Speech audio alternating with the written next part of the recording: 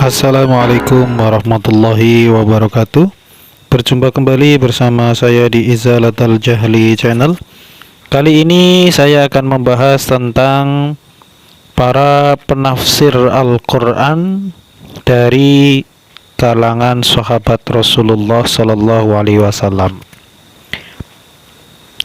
Menurut As-Suyuti, para sahabat Rasul yang termasyhur dalam menafsirkan Al-Quran antara lain adalah Khalifah 4, yaitu Khulafaur Rasyidin, yaitu Abu Bakar As-Siddiq, Umar bin Khattab, Utsman bin Affan, dan Ali bin Abi Thalib.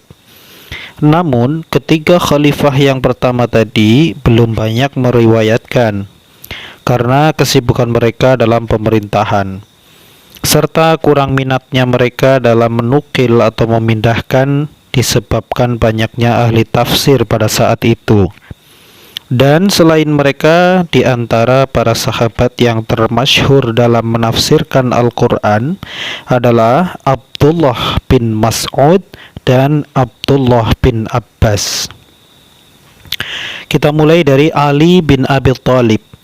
Sayyidina Ali bin Abi Thalib radhiyallahu anhu adalah putra paman Rasulullah sallallahu alaihi wasallam, suami dari Fatimah putri Nabi sallallahu alaihi wasallam. Beliau termasuk kerabat Nabi yang pertama kali menyatakan iman dari golongan anak-anak. Bisa dipanggil dengan nama Abul Hasan atau Abu Turab, Bapak Hasan atau Bapak Turab. Beliau dilahirkan 10 tahun sebelum kenabian dan dibesarkan di rumah kediaman Nabi Shallallahu Alaihi Wasallam. Beliau senantiasa menyertai Nabi dalam setiap jihad, bahkan sebagai pemegang bendera perang tertinggi, dan Nabi Shallallahu Alaihi Wasallam pun mengangkat beliau sebagai pemimpin rumah tangganya sambil berkata padanya, "Amma tardo antakuna minni bimanzilati Harun min Musa illa annahu la nabiyya ba'di." Andaikan kamu rela agar kamu di sampingku sama dengan kedudukan Harun di samping Musa, tetapi tidak ada nabi sesudahku. Beliau telah mencatat tingkah laku dan keutamaan Rasulullah yang belum dinukil oleh orang lain. Beliau juga telah menghancurkan dua golongan. Satu, golongan orang jahat yang selalu mengadakan permusuhan terhadap dirinya, tetapi menyembunyikan perbuatannya. Dua, golongan orang yang kontra, menyampaikan hasratnya sesuka hatinya, serta membicarakan perbuatan dan mengkritik beliau dengan hasil dugaan yang tidak benar. Beliau terkenal dengan keberanian, kecerdasan, pengetahuan luas, dan kejernihan berfikirnya sehingga Amirul Mukminin Umar bin Khattab radhiyallahu anhu melindungi beliau dari fitnah dan kritikan yang tidak pernah dilakukan beliau. Ali radhiyallahu anhu berkata, tanyakan padaku tentang kitab Allah. Demi Allah, aku mengetahui ayat yang turun baik pada waktu siang maupun malam. Ibnu Abbas berkata, jika sudah datang ketetapan dari Ali radhiyallahu anhu pada kami, maka kami tidak pernah menyimpang darinya. Dan dia berkata pula, tafsir Al-Quran yang aku ambil sumbernya dari Ali bin Abi Thalib radhiyallahu anhu. Beliau adalah seorang yang dicalonkan oleh Umar ibnul Khattab untuk menjadi khalifah, dan hal ini disampaikan oleh Abdurrahman bin Auf kepada beliau. Namun beliau Ali tidak menghendakinya dengan dalih karena masih ada sebagian syarat kekhalifahan yang belum bisa diterima. Kemudian Umar radhiyallahu anhu membaiat Utsman sebagai khalifah, lalu diikuti pula oleh Ali radhiyallahu anhu dan masyarakat. Dan beliau dinobatkan menjadi khalifah setelah Utsman radhiyallahu an hingga beliau mati syahid di Kufah pada tanggal 17 Ramadan tahun 40 Hijriah dini hari. Yang kedua, kita masuk ke Abdullah bin Mas'ud. Abdullah bin Mas'ud bin Ghafil al-Hadzli, ibunya bernama Ummu Abdi. Beliau mengikuti jejak ibunya karena ayahnya meninggal dan termasuk orang-orang yang pertama memeluk Islam. Pernah berhijrah sampai 2 kali dan ikut serta dalam perang Badar, juga dalam perang sesudahnya. Beliau telah menerima dari Nabi Shallallahu Alaihi Wasallam sebanyak 75 surat Al-Quran pada awal Islam. Nabi Shallallahu Alaihi Wasallam pernah bersabda kepadanya, "Innaka laghulamun muallimun."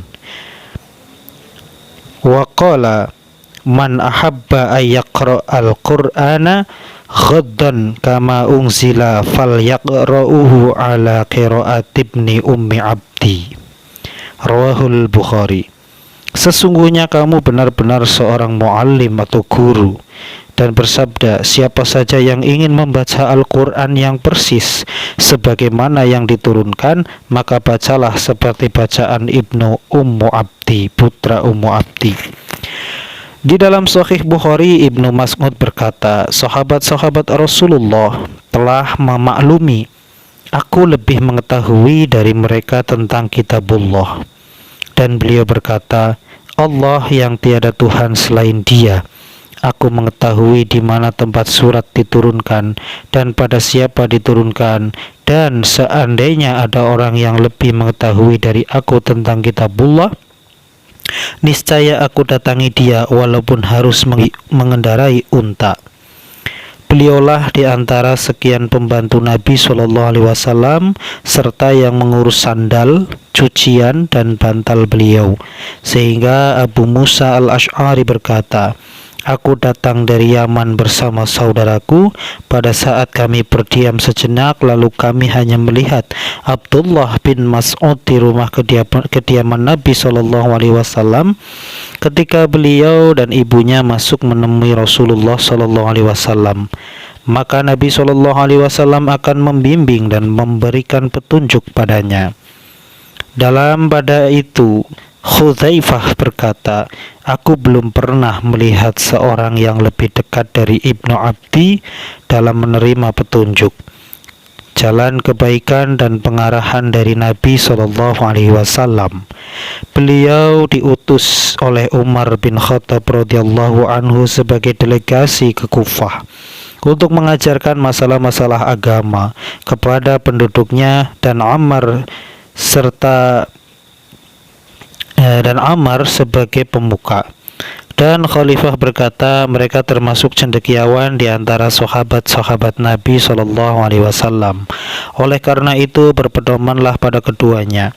Kemudian atas instruksi dari Utsman bin Affan radhiyallahu anhu, beliau Abdullah bin Mas'ud diturunkan dari jabatannya dan diperintahkan agar kembali ke Madinah, dan akhirnya beliau wafat pada tahun 32 Hijriah dalam usia 65 tahun dan disemayamkan di pemakaman Baqi' Madinah.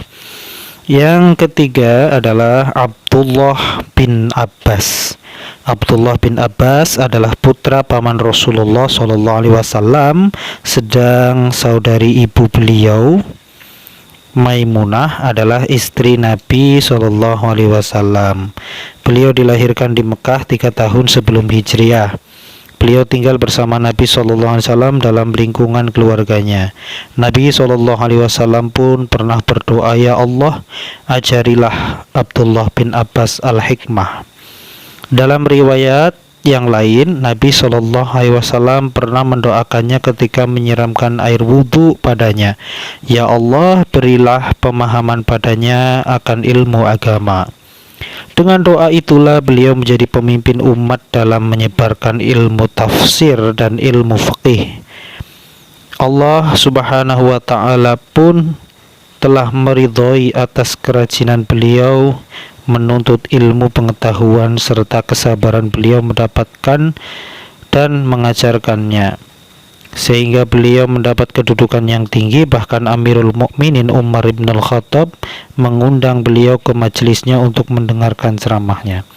Orang-orang Muhajirin berkata, "Janganlah menyamakan anak-anak kita dengan Ibnu Abbas." Beliau berkata, "Pemuda kamu sudah dewasa, lancar berbicara, dan punya daya fikir yang tinggi." Kemudian pada suatu hari Khalifah Umar memanggil beliau Ibnu Abbas dan orang Muhajirin untuk meminta pendapat tentang penafsiran surat An-Nasr, "Idza jaa nasrullahi wal fathu."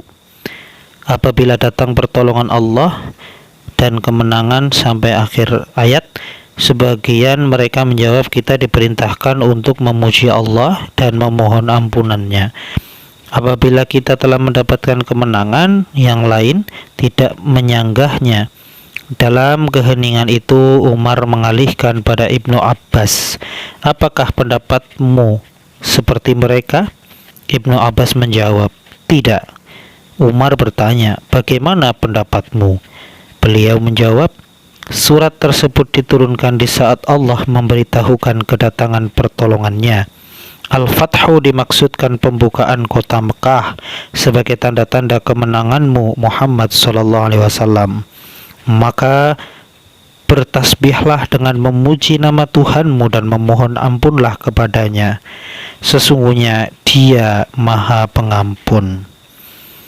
Ibnu Mas'ud berkata, "Alangkah nikmatnya terjemahan Al-Quran Ibnu Abbas jika kita hidup seperiode dengan beliau.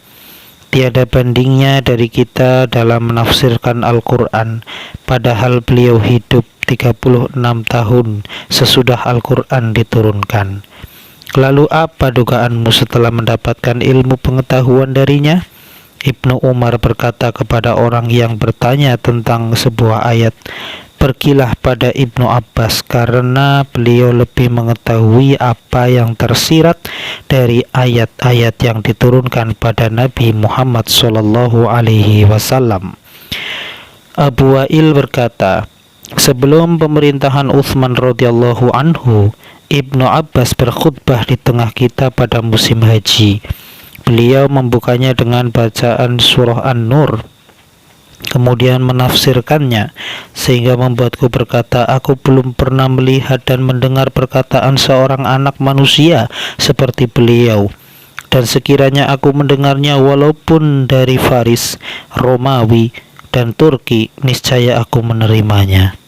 Pada tahun 35 Hijriah, Khalifah Utsman bin Affan radhiyallahu anhu mengangkat beliau sebagai wali, dan pada pemerintahan Khalifah Ali bin Abi Thalib, beliau diangkat menjadi wali Hijaz. Kemudian setelah Ali radhiyallahu anhu wafat terbunuh di Hijaz, beliau pindah ke Mekah, lalu pindah lagi ke Taif dan wafat di sana pada tahun 68 Hijriah dalam usia 70 tahun. Sekian, billahi taufik wal hidayah. Assalamualaikum warahmatullahi wabarakatuh.